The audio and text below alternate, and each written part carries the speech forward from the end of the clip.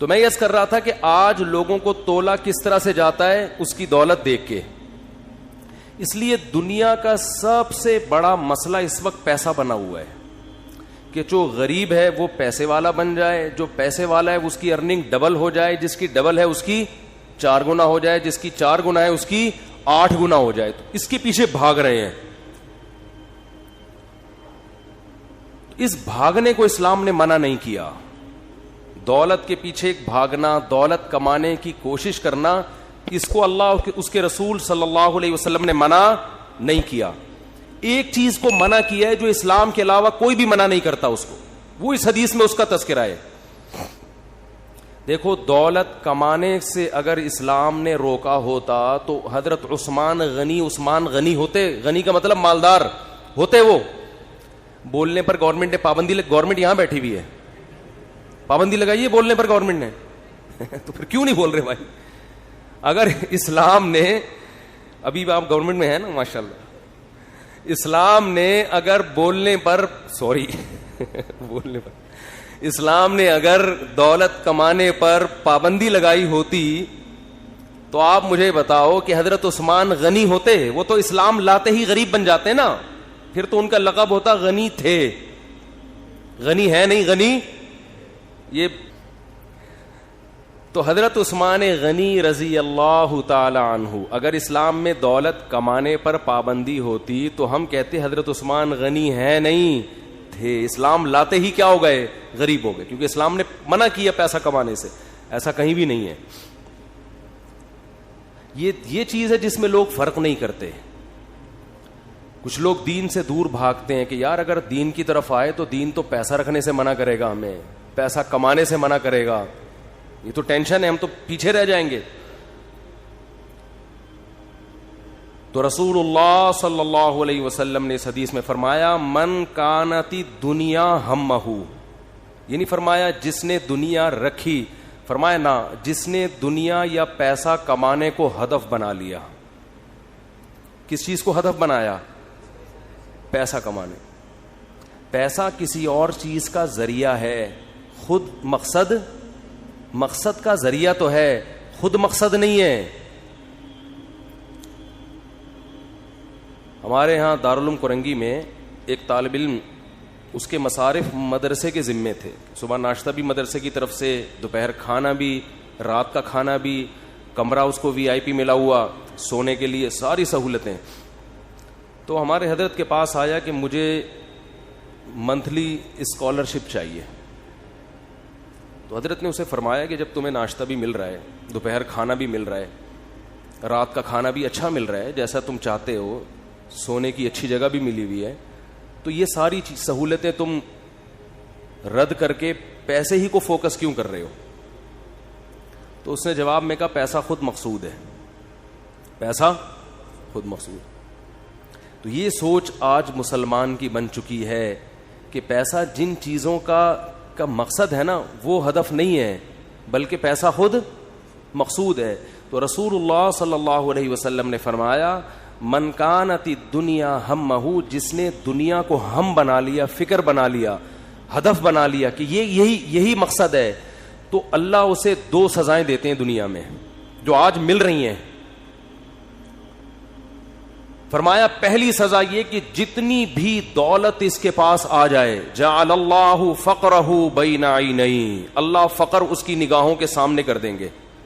کیا عجیب بلاغت ہے حدیث میں. یہ نہیں فرمایا کہ اللہ اس کو فقیر بنا دیں گے. بہت سے لوگ پیسے کو ہدف بناتے ہیں اور پیسہ حاصل کر لیتے ہیں, مالدار بن بھی جاتے ہیں وہ, لیکن آپ صلی اللہ علیہ وسلم نے فرمایا سزا یہ ملے گی جعل اللہ فقرہ بین عینیہ, اللہ اس کی آنکھوں کے سامنے رکھ دیں گے فقر و فاقہ. جیسے ایک شخص زندہ ہو, پھانسی کا لٹک رہا ہو, تو اس کی کیا کیفیت ہوگی؟ اس کی حالت تو مردے سے زیادہ سخت ہوگی. ہے زندہ مگر پھانسی کا پھندا اس کے سامنے لٹکا ہوا ہے کہ تجھے کبھی بھی لٹکایا جا سکتا ہے. تو جو زندہ ہو, صحت مند ہو, بہترین صحت رکھی ہوئی ہو, اس نے اس کے سامنے پھانسی کا پھندا ہو, کیا ہو گیا بھائی؟ آواز جائے گی نہیں نا وہاں تک. تو جو آدمی زندہ ہو, صحت مند ہو, لیکن اس کے سامنے پھانسی کا پھندا لٹکا ہوا ہو اور اسے یہ خطرہ ہو کہ کسی بھی وقت اسے یہاں لٹکایا جا سکتا ہے, آپ بتاؤ وہ اپنی صحت اور اپنی حیات اور اپنی زندگی سے لطف اندوز ہوگا؟ بھئی ایک آدمی نے ڈولے بنا لیے, صحت بنا لی, جم, جاگنگ اور بڑی اچھی خوراک اور کورونا کے ٹیسٹ بھی سارے کلیئر, ویکسین بھی ساری کمپلیٹ, کورس موڈ فٹ فاٹ, کوئی چھینکے وینکے بھی نہیں آ رہی اس کو. لوگ اس کی حیات اور زندگی پہ رش کر رہے ہیں, یار زبردست صحت ہے بھائی, کیا ہینڈسم اسمارٹ, کیا اسمارٹ آدمی ہے, بہترین, لیکن اس کے سامنے پھانسی کا پھندا لٹکا ہوا ہے اور اسے بتایا گیا ہے کہ کیس چل رہا ہے ابھی, اگر فیصلہ ہو گیا کہ آپ ہو تو پھر اس میں آپ نے لٹکنا ہے. تو وہ کہے گا بھائی لوگ میری صحت کو دیکھ کے خوش ہو رہے ہیں, لیکن مجھے پتا ہے کہ مجھ سے زیادہ خوشی میں وہ ٹی بی کا مریض ہے جسے کم از کم یہ اطمینان تو ہے کہ 10 سال سے پہلے نہیں مروں گا. تو رسول اللہ صلی اللہ علیہ وسلم نے فرمایا جس نے دولت کو اصل فکر بنا لیا نا کہ بس میرا ہدف یہی ہے کہ پیسہ کمانا ہے, وہ پیسے سے تو نے کیا کرنا ہے یہ ہدف نہیں ہے. آپ کہہ سکتے ہیں بھائی ہم جو بھی پیسہ کماتے ہیں تو مقصد پیسہ نہیں ہوتا, آگے پیسے سے کچھ چیزیں مقصد ہوتی ہیں, تو پیسہ تو کسی کا بھی مقصد نہیں ہوتا.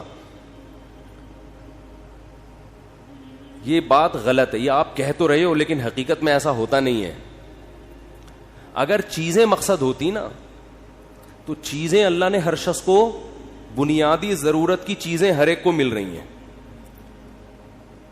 دیکھو رسول اللہ صلی اللہ علیہ وسلم نے فرمایا لو انکم تتوکلون علی اللہ لرزقتم کما ترزق الطیر تغدو خماسا وتروح بطانا. کیا عجیب الفاظ ہیں.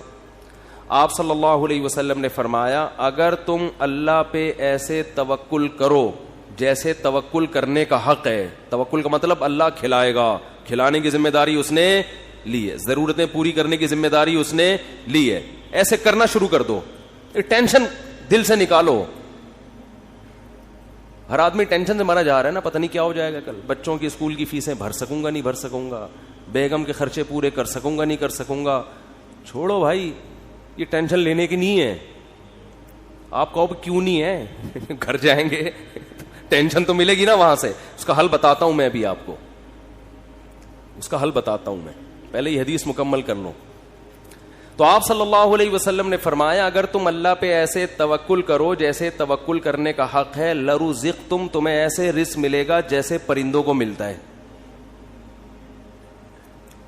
فرمایا تغدو خماسن, جب پرندہ صبح گھر سے نکلتا ہے پیٹ اس کا خالی, اسے نہیں پتا آج میں نے ٹماٹر بیچنے ہیں, آج میں نے رکشا چلانا ہے, کسی ملٹی نیشنل کمپنی میں نے میرا انٹرویو ہے, کیا کچھ بھی نہیں. صبح اس کو یہ بھی نہیں پتا ہوتا کس سمت میں جانا ہے, میں نے بس نکلتا ہے اللہ کا نام لے کے. آپ دیکھو یہاں کوے جو ہے نا, کوے, ایک دوست نے ہمیں بتایا کہ صبح سارے کوے یہاں سے سرجانی ٹاؤن کی طرف جا رہے ہوتے ہیں, اور ہم نے دیکھا کووں کے غول, عصر کے بعد مغرب سے پہلے آپ دیکھو گے پورے کوے واپس آ رہے ہوتے ہیں, پتہ نہیں صدر سے, لی مارکیٹ سے, جہاں کے بھی کوے ہیں نا. میں نے تو پہلے سمجھا تھا کہ سرجانی ٹاؤن میں کوئی ویکینسی نکلی ہوئی ہے کووں کے لیے, حقیقت ہے سارے یہاں سے ٹریولنگ کر کے جا رہے ہوتے ہیں. وہ ان کو کہیں وہاں شاید زیادہ کوئی مردار وردار پڑے ہوئے ہوتے ہیں, کچھ کچرا مچرا اور یہ سب چیزیں نا, تو کووں کو مخبری ہو گئی, کووں کو مخبری ہو گئی بھائی لی مارکیٹ میں مال ابھی نہیں ختم, شارٹ چل رہا ہے, ابھی کہاں مال ہے. صبح خالی پیٹ جاتے ہیں اور شام کو چھیچڑوں سے پیٹ ان کے بھرے ہوئے ہوتے ہیں. تو رسول اللہ صلی اللہ علیہ وسلم نے فرمایا تغدو خماسا وتروح بطانا, صبح پرندہ نکلتا ہے خالی پیٹ, شام کو آتا ہے پیٹ اس کا بھرا ہوا ہوتا ہے. آپ کہہ سکتے ہیں کہ صرف پیٹ ہی ہماری بنیادی ضرورت, بول لو نا بھائی, نہیں ہے, پیٹ ہی تھوڑی ہے. یہ ایک مثال ہے, پرندے کی ضرورت پیٹ, اور جب پرندے کی شادی کا ٹائم آتا ہے تو اس کی ضرورت گھر بھی ہے یا نہیں؟ کیا خیال ہے بھائی؟ جب پرندوں کی مادہ انڈے بچے دینے, کبوتر کو دیکھ لو نا, یہ تو جوڑے بنا کے رہتے ہیں کبوتر. انڈے بچے کا ٹائم آتا ہے تو کبھی دیکھا کبوتر ٹینشن میں کہ یار بحریہ ٹاؤن تو ہاتھ سے نکل گیا ہے بھائی, بحریہ ٹاؤن کے پلاٹ تو نکل گیا ہاتھ سے. اور سرجانی بھی گیا. ایک صاحب مجھے کہنے لگے, میں 15 سال پہلے کسی اسٹیٹ ایجنٹ نے مجھے کہا تھا کہ 6 پلاٹ سرجانی میں لے کے ڈال دو, زندگی بن جائے گی. مجھے کہنے لگا یار اتنا افسوس ہو رہا ہے, میں نے اس کی بات پہ عمل نہیں کیا. تو میں نے کہا 10-15 سال تو زندہ رہے گا, ابھی تو نے ویسی قبر میں جانا ہے, عمل کر لیتا تو 10. تجھے اسٹیٹ ایجنٹ کہہ رہا تھا 15 سال کے بعد تیری زندگی بن جائے گی, میں تجھے کہہ رہا ہوں 15 سال کے بعد تو مرے گا, بن کے بھی تو قبر میں جائے گا. 15 سال کے بعد جو ہے نا, تو وہ اسٹیٹ ایجنٹ کے 15 سال پرانی پیش گوئی پہ تو افسوس ہو رہا ہے, میں جو سچی مچی کی پیش گوئی کر رہا ہوں کہ تو مرے گا 15 سال میں, تیری ہڈیوں میں ابھی اتنا گودا نہیں ہے زندہ رہنے والا, اس پہ ٹینشن نہیں ہو رہی. اس کا مطلب بھول چکے ہیں موت کو.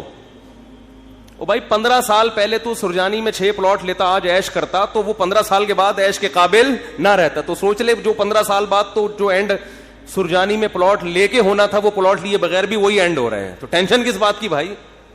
اور ٹینشن لے گا تو 15 سال کے بجائے 5 سال میں وہ انجام ہو جائے گا تیرا, جو 15 سال بعد ہونا تھا.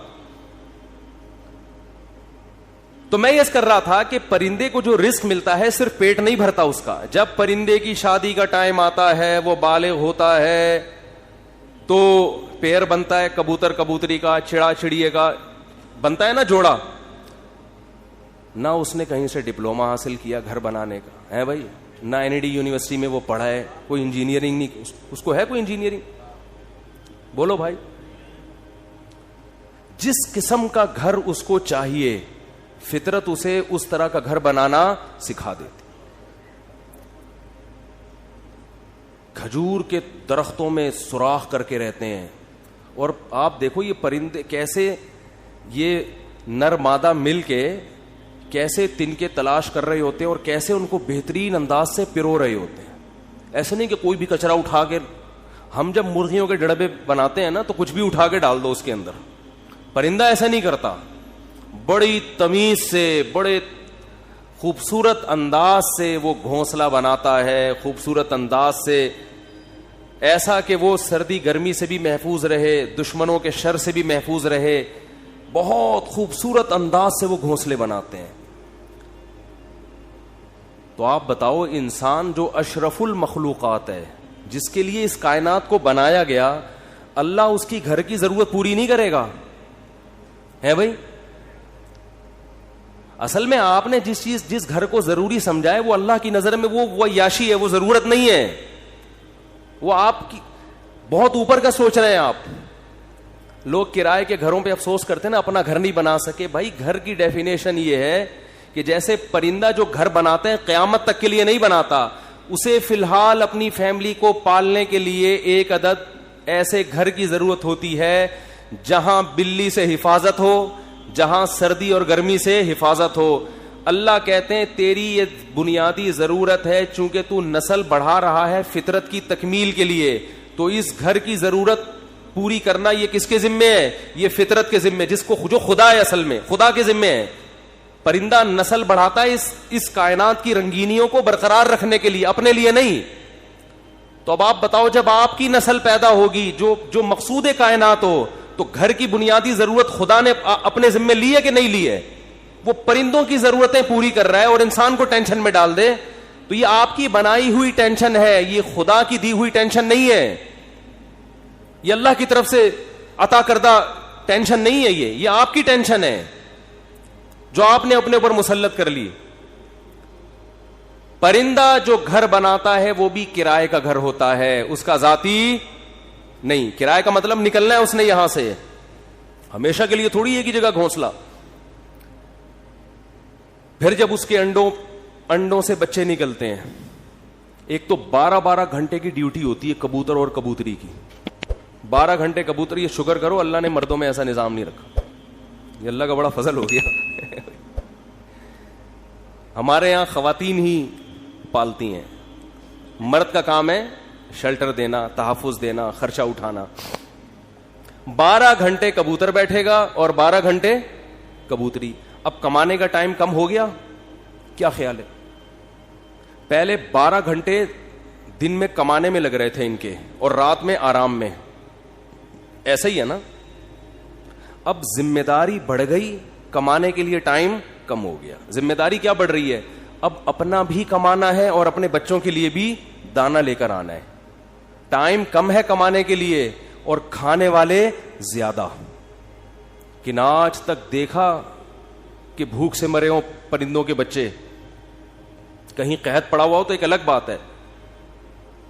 کبوتر کبوتری جاتے ہیں, باریاں سیٹ کرتے ہیں, 12 گھنٹے یہ 12 گھنٹے وہ, پھر جب چوزے نکل جاتے ہیں اس سے بچے نکل جاتے ہیں, وہ بھی کما کے خود بھی اپنا پیٹ بھی بھر رہا ہے اور اپنے بچوں کا پیٹ بھی بھر رہا ہوتا ہے. وہ وجہ کیا ہے؟ پرندہ ٹینشن نہیں لیتا. اگر ٹینشن لینا شروع کر دے نا کہ یہاں پلاٹ کیوں نہیں بنا, یہاں گھر کیوں نہیں بنا, تو پرندہ بچے پیدا کرنا ہی چھوڑ دے. جیسے کہ آج گوروں نے چھوڑ دی ہیں, انگریزوں نے چھوڑ دی ہے نا. کتے پال رہے ہیں, وہ کتے کیوں پالتے ہیں؟ وہ بہت سے انگریز ہم لوگوں پر اعتراض کرتے ہیں کہ کتا اتنا وفادار جانور, تم اس سے دل کیوں نہیں بہلاتے؟ ہم کہتے ہیں انسان سے زیادہ وفادار نہیں ہے. کتے وہ پالے جس کے پاس پالنے کے لیے بچے نہ ہوں, انسان نہ ہوں, وہ پالے. اور کتوں سے صرف دل ہی بہلا سکتے ہو. کتا کما کے نہیں دے گا آپ کو, اولاد آپ کو کما کے دے گی. اولاد اپنے اختیار سے محبت کرے گی. کتا جو آپ سے محبت کر رہا ہے اپنے اختیار سے نہیں, قدرت نے فطرت نے اس میں وفا اور محبت کے سافٹ ویئر انسٹال کیے ہوئے ہیں. وہ اپنی مرضی سے یہ کام نہیں کر رہا, اس لیے آپ کو خوشی بھی نہیں ہوتی. اولاد تو اپنے اختیار سے آپ کی خدمت کرتی ہے. بیٹا ہوگا تو بہویں بھی ہوں گی, داماد بھی ہوں گے, بیٹی ہوگی تو پوتے بھی ہوں گے, نواسے بھی ہوں گے. کتا ہوگا تو یہ سب چیزیں بولو. تبھی تو انگریزوں کا سارا سیٹ اپ ختم. آپ کسی گورے سے ملے نا, یہ کون ہے, یہ گورا, تعارف کرو, یہ میرا فرینڈ ہے, یہ میری گرل فرینڈ ہے, بس سارا سیٹ اپ ختم. کبھی دیکھا گورا تعارف کروا رہا ہو آپ امریکہ کسی گورے کے گھر جائیں, یہ میری خالہ ہیں, یہ میری پھپھو ہیں, یہ میری ممانی ہیں, یہ میری چاچی ہیں, میری بھتیجی ہے, یہ میرا بھانجا ہے, یہ میرے بردر ان لا ہیں, یہ میرے مدر ان لا ہیں, اور یہ میری نانی ساس اور دادی. ہمارے یہاں تو اتنے پوری ایک چین چلتی ہے. انگریزوں کے یہاں یہ تکلف نہیں, میں ہوں یہ پتہ نہیں کون ہے, اتفاق سے کل اس سے ملاقات ہو گئی تھی, دوستی ہو, اس سے زیادہ رشتے نہیں. ایک عدد اماں ہوتی ہیں, وہ بھی اولڈ ہاؤس میں. وہ بھی کہاں ہیں؟ اولڈ ہاؤس میں. تو وہ کتے اس لیے پالتے ہیں, اس لیے نہیں پالتے کہ وہ کتوں کی وفا سے ان کو بڑا اچھا لگتا ہے, اتنے وفادار ہیں. کتوں سے ہی سبق سیکھ لینا چاہیے انگریزوں کو کہ کتے تمہارے ساتھ وفا کر رہے ہیں, تم اپنے باپ کے ساتھ وفا نہیں کر رہے. سمجھ رہے ہو نا؟ یہ تمہارے ساتھ وفا کر رہا ہے اور تم اپنے باپ کو اولڈ ہاؤس میں جمع کرا رہے ہو. کتا نہیں جمع کرائے گا بڑھاپے میں تمہیں, وہ کہے گا جیسا بھی ہے برداشت کروں گا. غیر مسلموں کی جو خوبیاں ہیں نا, وہ اول نظر میں, پہلی نظر میں آپ کو, بعدین نظر میں بہت زبردست لگیں گی. جب آپ ان کی گہرائی میں جاؤ گے تو آپ کو لگے گا ان تلوں میں تیل نہیں ہے. یہ صرف اوپر اوپر کے اخلاق ہیں. میں اکثر ایک بات کہتا ہوں نا کہ لوگ اکثر ہمیں کہہ رہے ہوتے ہیں کہ انگریزوں کے اخلاق بہت اچھے, تھینک یو, بات شروع کرنے سے پہلے 3 دفعہ تھینک یو. جیسے ہمارے کوئی وظیفہ جب بتایا جاتا ہے نا تو شروع میں اول آخر 11 دفعہ درود شریف پڑھیں. تو انگریز بھی جب کوئی بات کرے گا تھینک یو سے شروع کر کے تھینک یو پہ ختم. اور ہمارے ہاں گالیوں سے شروع کر کے درمیان میں بھی گالی اور آخر میں بھی گالی. اتنا وہ تھینک یو نہیں کہتا جتنی ہمارے ہاں گالیاں ہیں. لوگ مجھے کہتے ہیں مفتی صاحب آپ پھر بھی کہتے ہو مسلمان اچھے ہیں, اتنی گالیاں دے رہے ہیں صبح شام, پھر بھی اچھے ہیں. اور انگریز ہر بات میں مسکراتا ہے تھینک یو, پھر بھی. میں کہتا ہوں بھائی وہ تھینک یو پہ پیسے خرچ نہیں ہو رہے. ہم جب گھر میں جاتے ہیں تو ہم سے جو گھر والوں کے بیگموں کے مطالبے ہوتے ہیں نا, گورا یہ مطالبے افورڈ بولو نہیں کر سکتا. ہم گھر والوں کو گھر مہیا کرنا کس کی ذمہ داری ہے؟ یہ جو بحریہ ٹاؤن کے پلاٹ کے لیے مچل رہا ہوتا ہے تو بیگم کی وجہ سے ٹینشن میں ہوتا ہے. بیوی نہ ہو تو روڈ پہ بھی زندگی گزر جاتی ہے. گھر کروڑوں روپے کا گھر لے کے دے گا, بچوں کے لیے پراپرٹی خرید رہا ہوگا, میں مر گیا تو بچوں کا کیا ہوگا. انگریز کرتا ہی ہے کہ میں مر گیا تو بچوں کا کیا ہوگا, کہ گورنمنٹ پالے گی, میں تھوڑی پالوں گا. ہمیں پتا ہے کہ بھائی ہم نے انتظام کر کے جانا ہے ان کے لیے. پھر محلے کے خراب لڑکوں کے ساتھ تو نہیں بیٹھ رہا, صبح شام یہ ٹینشن. دعائیں کرا رہے ہوتے ہیں مولوی صاحب کے پاس, مولوی صاحب دعا کرو میرا بچہ آج کل چرسیوں میں اٹھ رہا بیٹھ رہا ہے, دعا کرو کچھ انسان کا بچہ بن جائے. گورے کو یہ ٹینشن ہوتی ہے. کبھی دیکھا گورا پادری کے پاس گیا ہو کہ میرا بچہ جو ہے وہ چرسیوں میں آج کل بیٹھ رہا ہے, پادری کہے میں تو خود پیتا ہوں. پادری کہے گا میں تو خود پیتا ہوں, پی لیا تو کیا ہو گیا, کیا کر لے گا. وہ تو ٹینشن فری لوگ ہیں بھائی, ریلیشن ہی نہیں ہے ان کا. پھر بیگم کے بھائی گھر میں آ رہے ہیں تو اس کو پوچھا کیوں نہیں. ایک صاحب نے بتایا میرا اتنا پھڈا ہو گیا گھر میں, ایک دن میرا سالہ آ گیا, میں کہیں دماغ میرا حاضر نہیں تھا, میں نے اس کو چائے کا پوچھنا بھول گیا. میں کہہ رہا ہے جو میری بیگم نے ہنگامہ کیا ہے کہ میرے بھائیوں کو پوچھتے نہیں ہو اتنی. اور یہ عورت کے لیے ٹینشنیں اٹھا رہا ہے مرد. کس کے لیے؟ عورت کے لیے. گرل فرینڈ نہیں رکھی ہوئی اس نے, پوری زندگی کی ٹینشن. اس کے باپ کو بھی باپ بنا لیا, اس کی ماں کو کیا بنا لیا. اپنے ابا بھی تھے, اپنی انگریز اپنے ابا اماں کو اولڈ ہاؤس میں جمع کر رہا ہے. ہمارے سچی مچی کے ابا اماں پہلے سے تھے, ہم نے جناب ایک مدر ان لا اور فادر ان لا کو بھی لے لیا ہم نے. وہ کہہ رہے ہیں ہم ایک باپ سے تنگ ہیں, تم دو باپ پال رہے ہو یار. اور میرے فلسفے پر عمل کرے تو 5 باپ, اگر میرے فلسفے پر آ جائے 5 عدد مائیں اور 5 عدد باپ, اور ہول سیل کے حساب سے سالے. سالوں کی تو کوئی انتہا ہی نہیں ہے نا. گرل فرینڈ کا بھائی آپ کے معاملات میں دخل اندازی بولو نہیں کرے گا کہ تم نے قائد اعظم کے مزار کا ٹائم لیا ہوا تھا, پہنچے کیوں نہیں. کبھی ہوتا گرل فرینڈ کا بھائی آپ کو فون کرے یار میری سسٹر سے تمہاری دوستی اور تم ٹائم پر اس کو دے نہیں رہے. اس لیے گورا گرل فرینڈ رکھتا ہے, مسلمان نکاح کر کے ٹینشن لیتا ہے. جب آپ نے نکاح کر کے کسی عورت کو گھر لے آئے, ٹائم پہ گھر نہیں آ رہے, سالے کا فون آئے. سبھی تو اس کو سالہ کہتے ہیں, کباب میں ہڈی. سالے کا فون آئے گا تو آدمی جل کے کیا کہتا ہے سالے کا فون آ گیا, کہتا ہے نا, تو سالے کا فون آ گیا.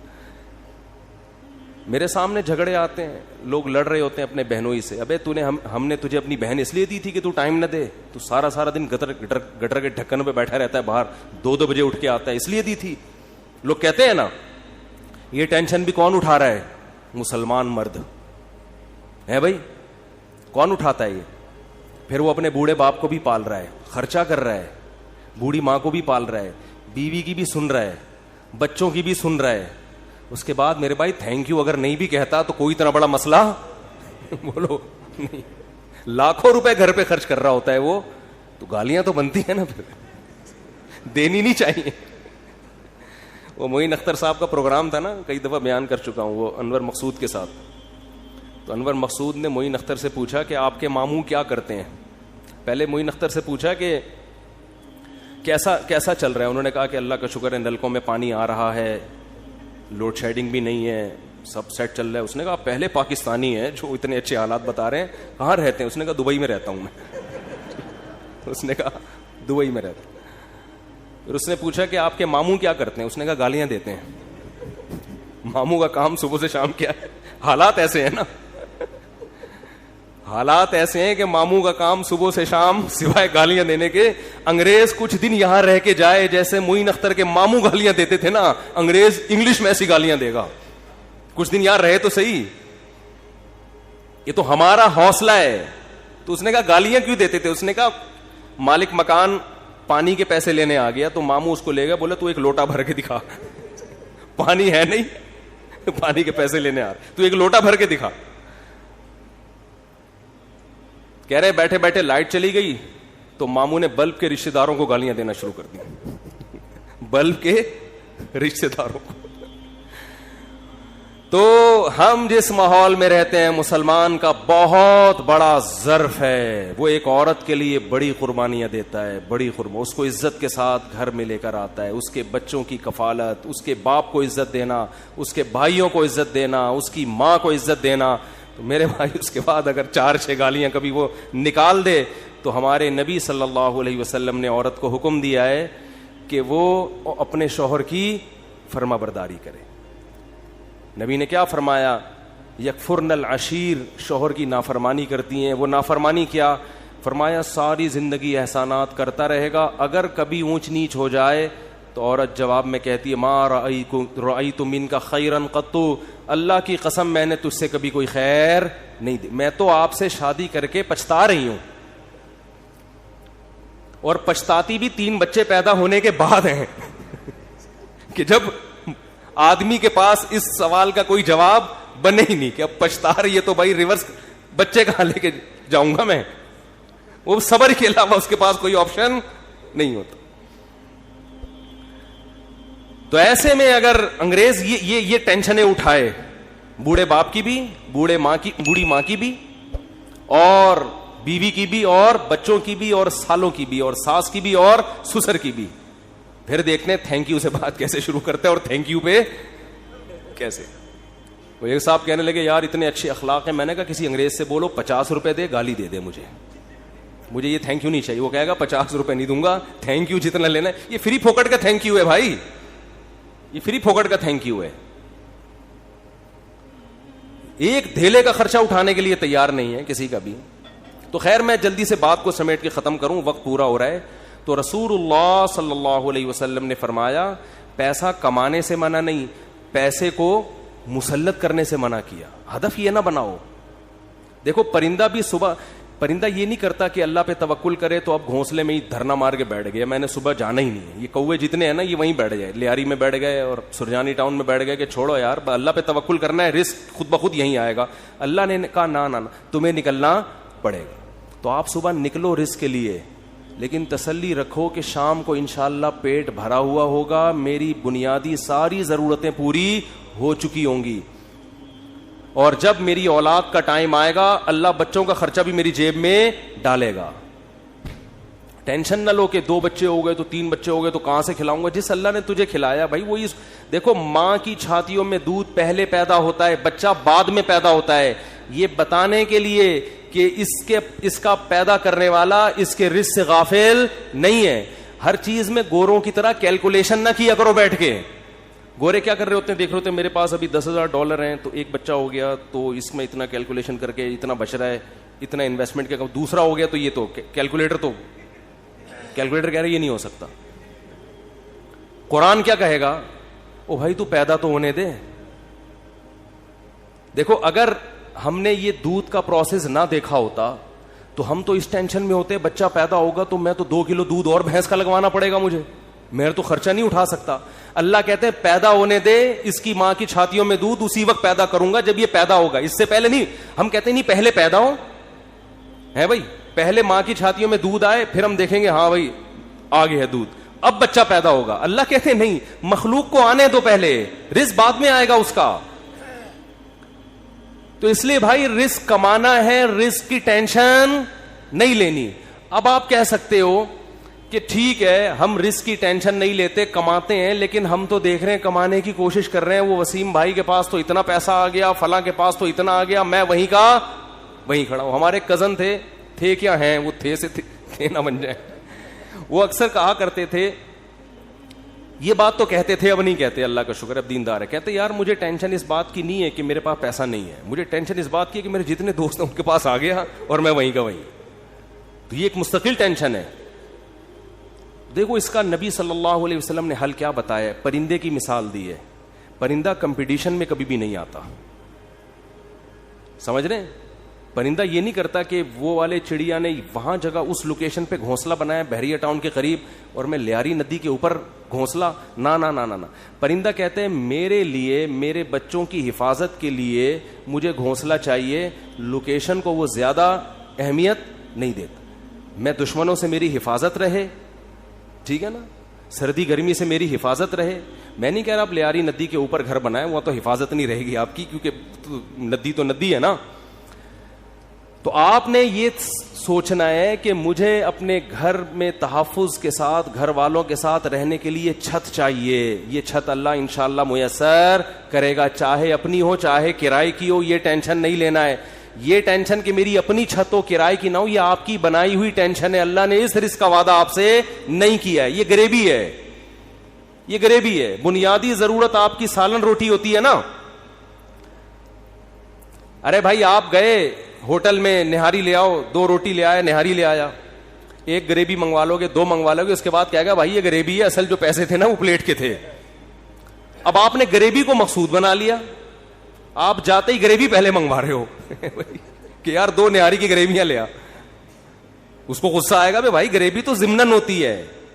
آج جو گریبی تھی نا, ذاتی گھر گریبی ہے, یہ بنیادی ضرورت نہیں ہے. گاڑی گریبی ہے, بنیادی ضرورت W11 میں بہت اچھی طرح سے پوری ہوتی ہے. ہم نے تو بھائی 20 سال W11 میں سفر کیا ہے, اور اللہ کی قسم اب ترستے ہیں کہ W11 میں بیٹھے ہیں, لیکن اب شہرت اتنی ہو گئی کہ وہ بیٹھ نہیں سکتے. اب وہ W11